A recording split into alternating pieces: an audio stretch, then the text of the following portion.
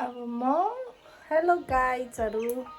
आज चाहिँ म बाटीको धुप बनाउने कोसिस गर्दैछु। आउन त आउँदैन खासै, त्यही पनि ट्राई गर्दैछु। पहिले नै मैले बनाएर राखेको चाहिँ छ।